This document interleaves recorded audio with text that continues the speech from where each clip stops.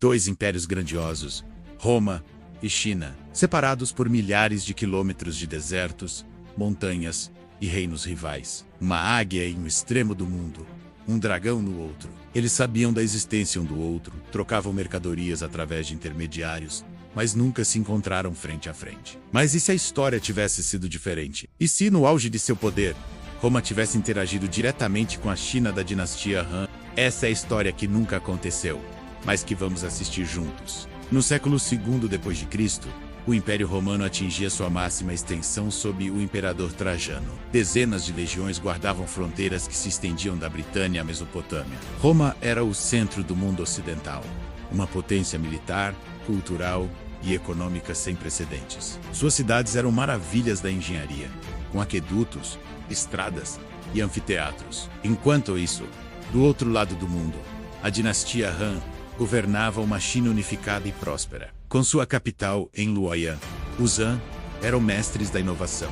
Eles já haviam inventado o papel, aperfeiçoado a produção da seda, e seus astrônomos mapeavam os céus com uma precisão incrível. A rota da seda era o fio tênue que conectava esses dois gigantes. Mercadorias preciosas como a seda chinesa viajavam para o oeste, enquanto o vidro romano e o ouro fluíam para o leste. Mas era um comércio indireto, filtrado por reinos intermediários, como o Império Parta, que lucravam com essa distância e muitas vezes bloqueavam o contato direto. Mas em nossa história, o imperador Trajano, curioso sobre as terras misteriosas de onde vinha a seda, decide que a distância não é mais um obstáculo. Ele ordena uma expedição sem precedentes, liderada por um general fictício, mas inspirado nos grandes líderes romanos, Marco Aurelius. A missão de Marco Aurelius não era de conquista, mas de diplomacia e exploração. Ele deveria cruzar continentes para encontrar os governantes da Terra da Seda, conhecida pelos romanos como Serica. A jornada era um desafio monumental. Sua pequena legião,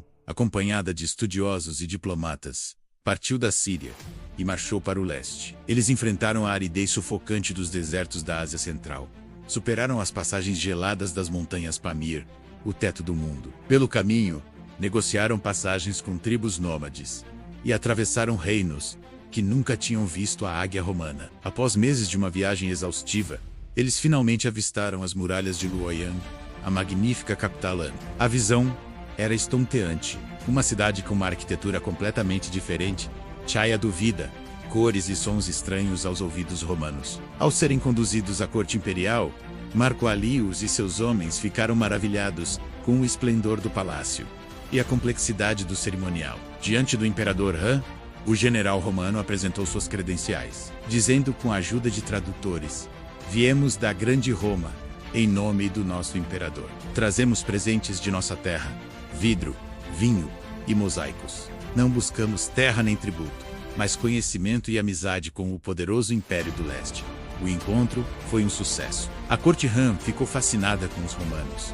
Seus cabelos e olhos claros, suas armaduras de metal segmentadas. A troca de presentes selou o início de uma nova era. Os romanos ofereceram suas melhores obras de vidro, joias e vinhos finos. Em troca, os chineses presentearam os romanos com rolos da mais pura seda, algo que os romanos valorizavam mais que o ouro. Mas também compartilharam outras maravilhas. O papel, muito mais prático que o papiro, e até mesmo uma forma rudimentar de pólvora, que eles usavam em fogos de artifício. Impressionado com a disciplina e a organização das legiões romanas, o imperador Han propôs uma aliança militar. Assim nasceu a Legião do Leste, uma força de elite única na história. Soldados romanos, mestres da formação em infantaria pesada, passaram a treinar ao lado dos habilidosos arqueiros a cavalo chineses. Imagine a cena. A famosa formação testudo, a tartaruga de escudos romana, avançando de forma impenetrável, enquanto arqueiros Han, montados em cavalos ágeis, disparavam nuvens de flechas sobre o inimigo, a partir da proteção dos escudos. Era a combinação perfeita de defesa e ataque. Uma força militar híbrida como o mundo nunca tinha visto. A cooperação militar foi apenas o começo da fusão cultural. Para solidificar essa aliança, romanos e chineses decidiram fundar uma nova cidade na fronteira da Ásia Central, um ponto de encontro entre os dois impérios. A cidade, que podemos chamar de Sino-Roma, tornou-se um caldeirão de culturas. Em suas ruas, legionários romanos patrulhavam ao lado de guardas Han. O latim e o chinês eram ouvidos em todos os cantos. A arquitetura era uma mistura fascinante. Templos dedicados a Júpiter e Marte foram construídos ao lado de templos para Confúcio e santuários taoístas. As praças eram adornadas com estátuas de imperadores romanos e esculturas de dragões chineses. Mas a maior revolução aconteceu no campo das ideias. Filósofos estoicos romanos debatiam com sábios confucionistas sobre ética, governo e a natureza do universo. Os engenheiros romanos, com sua experiência em aquedutos e estradas, colaboraram com os inventores chineses, que trouxeram tecnologias como a bússola e técnicas avançadas de metalurgia. O direito romano começou a influenciar a administração chinesa, enquanto a burocracia eficiente do Zhang inspirou reformas em Roma. Essa cidade se tornou o centro de um novo mundo. Um lugar onde o Ocidente e o Oriente não apenas se encontravam, mas se fundiam para criar algo novo e mais forte. Essa nova aliança logo seria posta à prova. Por séculos, as tribos nômades do norte, conhecidas pelos chineses como Xiongnu, foram uma ameaça constante para a China, com a nova aliança sino-romana controlando trechos importantes da Rota da Seda. Os Xiongnu viram seu poder diminuir e decidiram atacar. O confronto foi inevitável. Uma vasta horda Xiongnu desceu das estepes, esperando encontrar as defesas chinesas de sempre. Mas o que encontraram foi a Legião do Leste.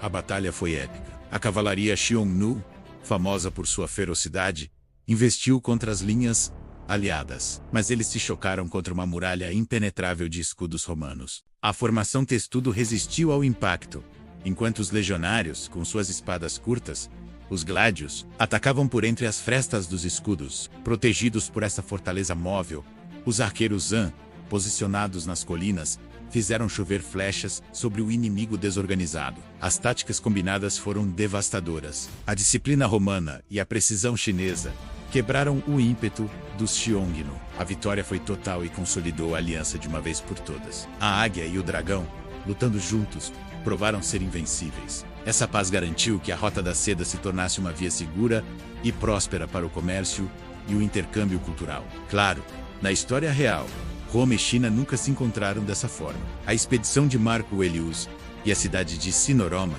são apenas fruto da nossa imaginação. O contato entre os dois impérios permaneceu indireto, limitado ao comércio e a relatos distorcidos. Mas imaginar essa união, esse encontro entre o dragão e a águia, nos faz pensar. Nos mostra como a colaboração, em vez do conflito, pode gerar resultados extraordinários. Mostra como o intercâmbio de ideias, tecnologia e cultura pode acelerar o progresso humano de maneiras que mal podemos conceber. O que o mundo seria hoje se essas duas grandes civilizações tivessem unido suas forças? Talvez a Idade das Trevas na Europa nunca tivesse acontecido. Talvez a Revolução Industrial tivesse começado 1000 anos antes. Nunca se... Mas o exercício de imaginar essa aliança nos lembra do incrível potencial que existe quando diferentes culturas se encontram com respeito e curiosidade. Obrigado por assistir essa viagem pela história que poderia ter sido. Sei voca gosto.